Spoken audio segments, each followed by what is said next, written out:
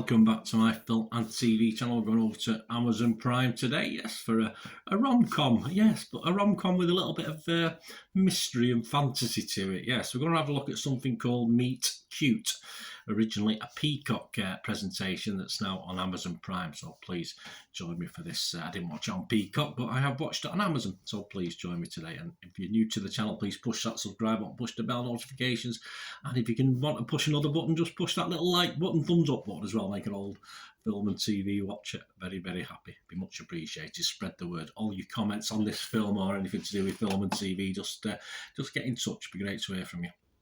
Yes, Meet Cute, 89 minutes, a 15 certificate. Yeah, not too sure why.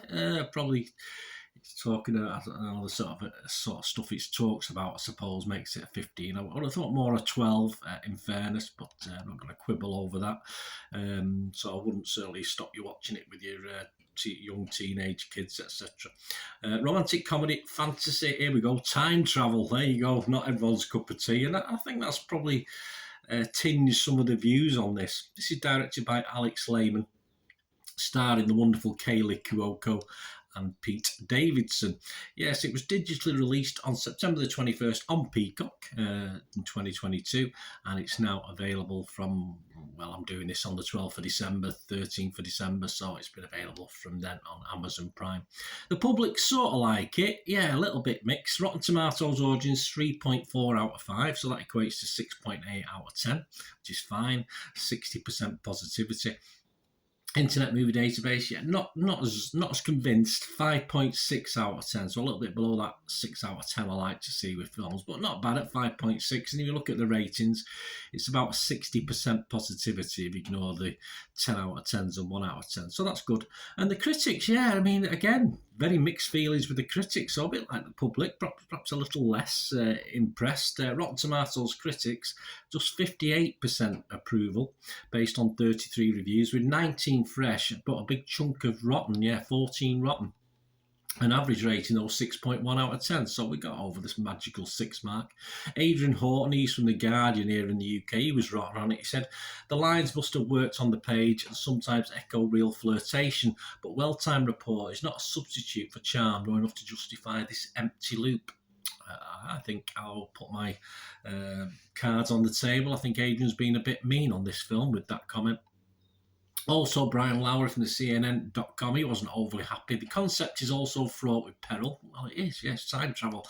Beginning with the vaguely cruel aspect, the longer the scenario drags on, and the question of how to break free from the circle in some creative way, a challenge that Meet Cute can't entirely overcome. Well, I think it does overcome it. I think Brian's totally wrong there. I don't think he's watched many time travel rom-coms, that's for sure. There's not been that many about.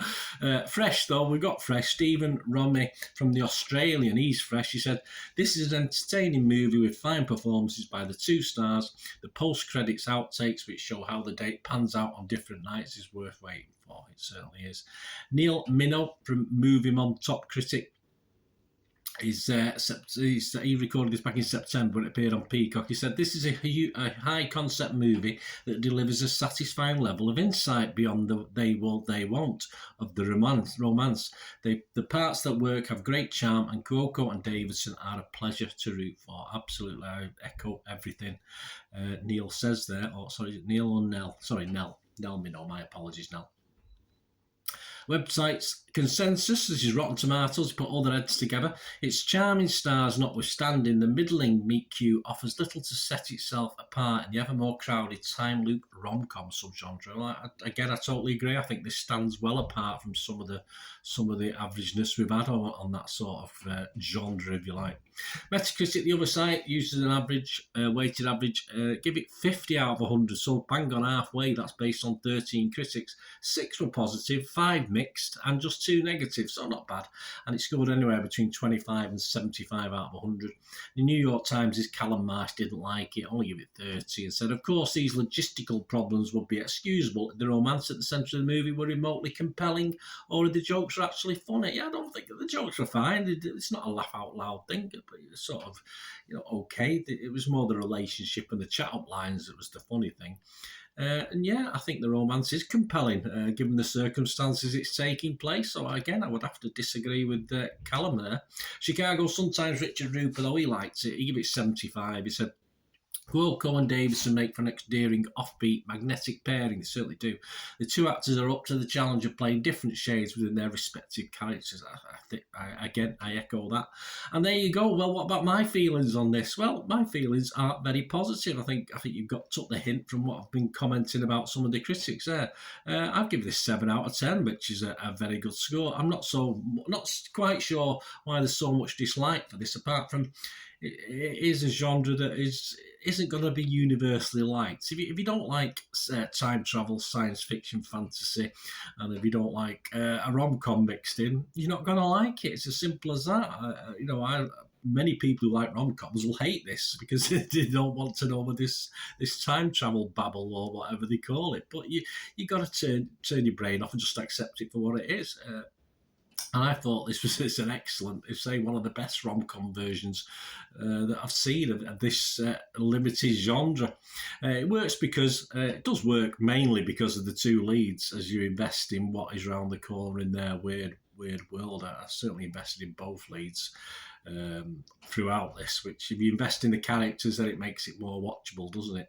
So yes, just as it is becoming just a little repetitive, about an hour in, I'm getting a bit bland. It does ramp up, it does change, and new elements kick in, so it does start to become a bit more fun and a bit more refreshing. So it's very, very good and very poignant in parts as well. Very poignant. I won't say I cried, but it certainly brought a tear to the eye, certain elements of this. A lovely ending as well, which is what we always want. Not in many films achieve that, whether travelling through time or not. So yes, to sum up, good fun, as long as you don't think too much about it, and just a great screen pair and just great to watch and go along with. So I highly recommend it. But as I said, I can appreciate people not liking it if you don't like this sort of thing, which is you shouldn't really. Critics shouldn't be reviewing stuff like this if they don't.